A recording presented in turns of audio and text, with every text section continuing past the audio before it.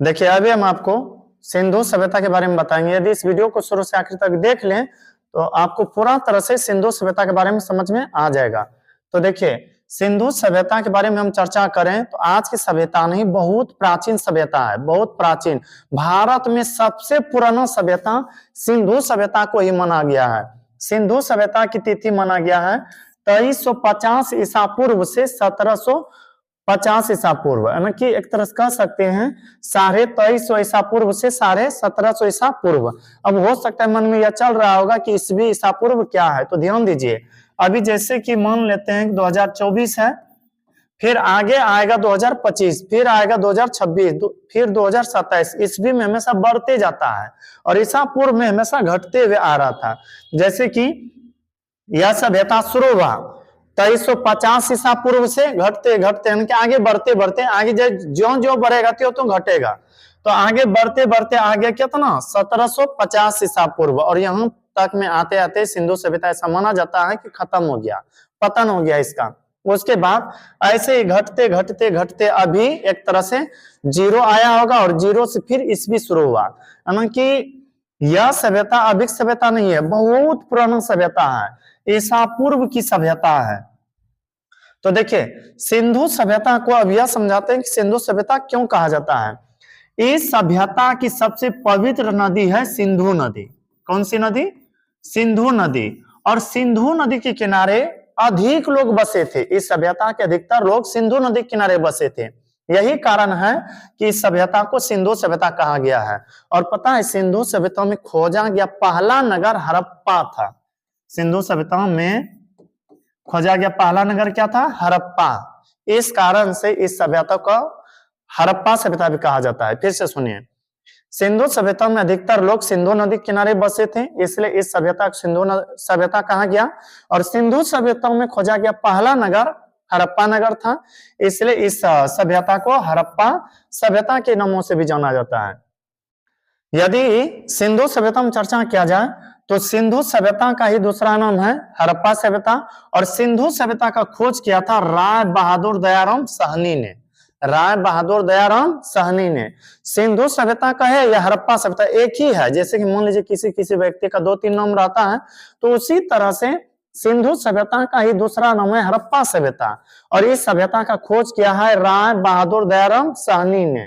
कब? 1921 ईस्वी में। कब क्या है? 1921 ईस्वी में। 1921 ईस्वी के पहले किसी को यह पता नहीं था कि यहाँ पर कोई सभ्यता है, लेकिन पहली बार राय बहादुर दयाराम साहनी ने यह बताया कि यहाँ पर एक सभ्यता है जिसका नाम है हड़प्पा सभ्यता अर्थात सिंधु सभ्यता।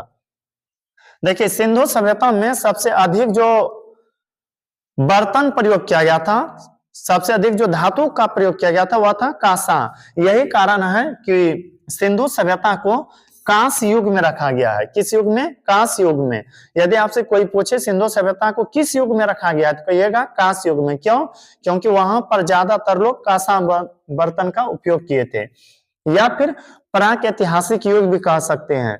वही सिंधु सभ्यता जिसका खोज हुआ है कब? 1921 ईस्वी में। फिर थोड़ा सा आगे बढ़ते हैं। आगे देखिए 6 प्रमुख नगर। सिंधु सभ्यता के बारे में चर्चा करें तो सिंधु सभ्यता में 6 बड़े बड़े नगरों का प्रमाण मिला है। हालांकि याद रखिएगा सिंधु सभ्यता बहुत प्राचीन सभ्यता भले ही थे, सिंधु सभ्यता प्राचीन सभ्यता के साथ साथ नगरीय सभ्यता थे। पुराना सभ्यता के साथ साथ नगरीय सभ्यता थे। क्यों? क्योंकि यहाँ पर 6 बड़े बड़े नगरों का प्रमाण मिला है। 6 नगरों में सबसे पहला खोजा गया नगर हड़प्पा था। 6 नगरों में सबसे पहला खोजा गया नगर कौन सा था? हड़प्पा था। यदि आपसे कोई पूछे कि सबसे पहले किस नगर का खोज हुआ तो कहेगा हड़प्पा का। कब? 1921 ईस्वी में। वही हड़प्पा जो कि रावी नदी के किनारे बसा हुआ था। और वर्तमान समय में हम चर्चा करें तो पाकिस्तान के मोंटगोमरी जिला में है। वर्तमान समय में कहाँ है? पाकिस्तान के मोंटगोमरी जिला में। उसके बाद सिंधु सभ्यता में हड़प्पा नगर के बाद फिर खोज हुआ मोहनजोदड़ो का। किसका खोज हुआ? मोहनजोदड़ो का। और मोहनजोदड़ो का खोज हुआ 1922 ईस्वी में। किसने किया? रखाल दास बनर्जी ने किया। वही मोहनजोदड़ो जो वर्तमान समय में सिंध प्रांत जो कि पाकिस्तान में पड़ता है, पाकिस्तान में है। तो आपको यहाँ पर यह बात याद रखना है कि सिंधु सभ्यता में खोजा गया पहला नगर हड़प्पा था जबकि सिंधु सभ्यता में खोजा गया दूसरा नगर मोहनजोदड़ो था। कौन था? मोहनजोदड़ो। मोहनजोदड़ो का भले ही हड़प्पा के बाद खोज हुआ था, लेकिन मोहनजोदड़ो सिंधु सभ्यता का सबसे बड़ा नगर था। और सबसे बड़ा नगर इसलिए था क्योंकि यह मोहनजोदड़ो सिंधु नदी के किनारे बसा था। किस नदी के किनारे बसा था? सिंधु नदी के किनारे बसा था। यदि कोई पूछे कि मोहनजोदड़ो किस नदी के किनारे बसा है, तो कहिएगा सिंधु नदी के किनारे। मोहनजोदड़ो से बड़े बड़े अन्नागार, अस्नागार का प्रमाण मिला है। और पता है, ऐसा माना जाता है इतिहासकारों के द्वारा कि संभवतः सिंधु सभ्यता का सबसे बड़ी इमारत अन्नागार ही होगा। वही अन्नागार जहां पर अनाज को स्टोर किया जाता था, जमा किया जाता था, जिससे कि वर्तमान समय में हम लोग गोदाम, क्या बहुत सारी चीजें, बहुत नामों से उनको जानते हैं। तो यदि कोई पूछे सिंधु सभ्यता की सबसे बड़ी इमारतें कौन सी थी, तो कहिएगा अन्नागार। स्नानागार वह होता है जहां पर कि लोग स्नान करने के लिए प्रयोग करते हैं। जहां पर लोग स्नान करते हैं उसे स्नानागार कहते हैं। तो स्नानागार सबसे बड़ा मिला है मोहनजोदड़ो से।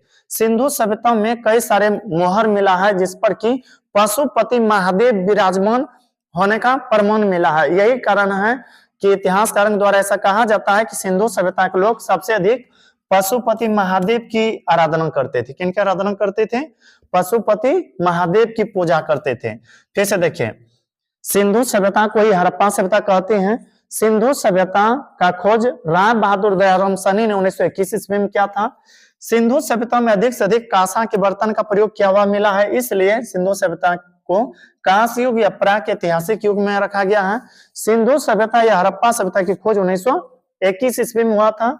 सिंधु सभ्यता में 6 बड़े बड़े नगर का प्रमाण मिला है, जिसमें सबसे पहला खोजा गया नगर हड़प्पा था, लेकिन सबसे बड़ा था मोहनजोदड़ो।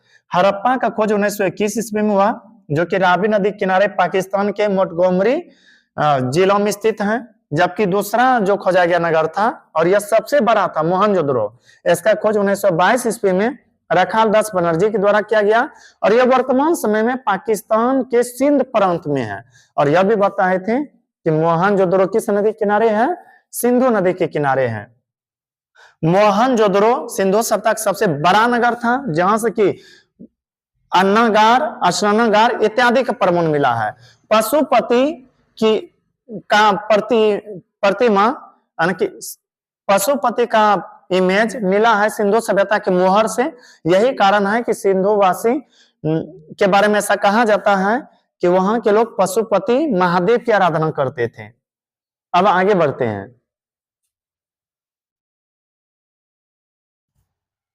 देखिए, सिंधु सभ्यता में मोहनजोदड़ो सबसे बड़ा नगर था। मोहनजोदड़ो से नर्तकी की कांस की मूर्ति मिला है। मोहनजोदड़ो से नर्तकी के कांस की मूर्ति मिला है, जिसके कारण से ऐसा कहा जाता है कि सिंधु सभ्यता के लोग मनोरंजन के लिए नृत्य का भी उपयोग करते होंगे। मनोरंजन के लिए किसका उपयोग? नृत्य का। तो आपसे यदि कोई पूछे कि नर्तकी की कांस की मूर्ति, यानी कि नृत्य करते हुए कांसा की मूर्ति कहां से मिला है, कहिएगा मोहनजोदड़ो से। फिर एक श्रृंगी पशु का प्रमाण बहुत सारे मोहर पर मिला है। मोहर वहां पर बहुत सारे मिला है। लगभग मोहनजोदड़ो की बात करें तो 1300 से ऊपर मोहर मिला है सिर्फ मोहनजोदड़ो में। पर पता है, बहुत सारे मोहर पर एक श्रृंगी पशु, यानी कि एक सींग वाला पशु का प्रतिबिंब मिला है, जिसके कारण से ऐसा कहा जाता है कि सिंधु सभ्यता के लोग ज्यादा एक सींग वाला पशु को प्रिय मानते थे।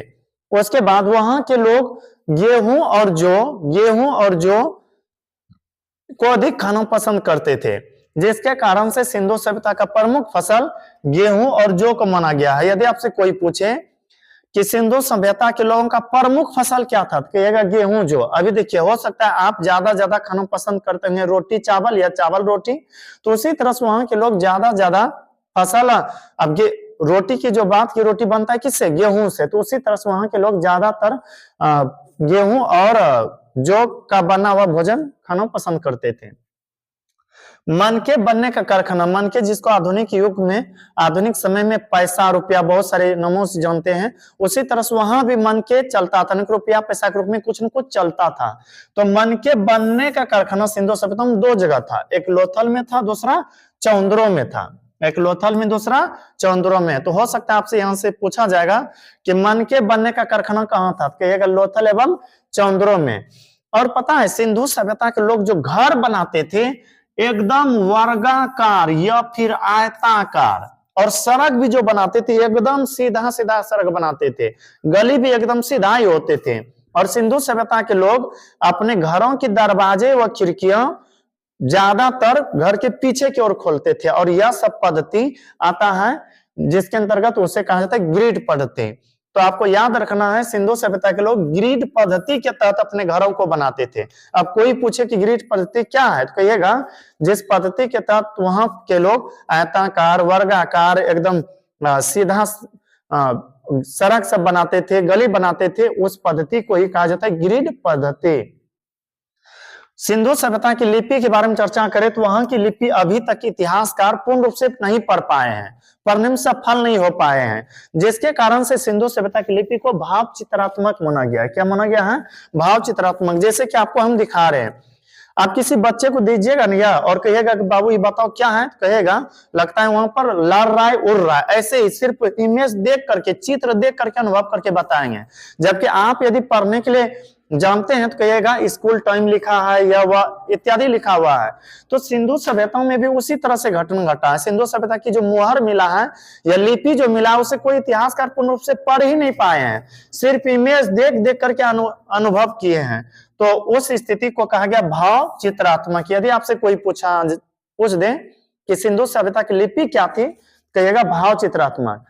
सिंधु सभ्यता में अभी बताए थे घरों के दरवाजे और खिड़कियां सड़क की ओर न खोल करके सड़क के पिछवाड़े में खोलते थे। किधर खोलते थे? सड़क के पिछवाड़े में। सिर्फ लोथल ही एक ऐसा नगर था, लोथल ही एक ऐसा नगर था जहां के लोग सड़क के पिछवाड़े न खोल करके सड़क की ओर खोलते थे। क्यों? क्योंकि ऐसा माना जाता है कि लोथल व्यापारिक दृष्टि से महत्वपूर्ण नगर था। सामानों को लाद करके घर में रखने में या सामानों को उठा करके घर में रखने में परेशानी ना हो, इसलिए घर के दरवाजे व खिड़की सड़क की ओर खोल देते थे। जबकि अन्य नगरों में सड़क की ओर न खोल करके घर के दरवाजे व खिड़की पीछे की ओर खोलते थे, फिर गली के माध्यम से प्रमुख सड़क पर जाते थे। देखिए सिंधु सभ्यता के बारे में चर्चा करें तो वहां के लोग मिठास के लिए प्रयोग करते थे शहद का, शहद जिसको कि मध हम लोग कहते हैं, पता है ना।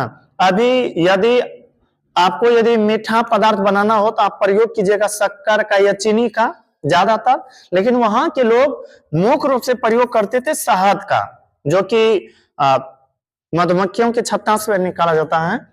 सिंधु सभ्यता में चावल के दानों का प्रमाण दो जगह मिला, एक रंगपुर से, दूसरा लोथल से, जिसके कारण से ऐसा कहा जाता है कि सिंधु सभ्यता के लोग भी चावल की खेती करते होंगे।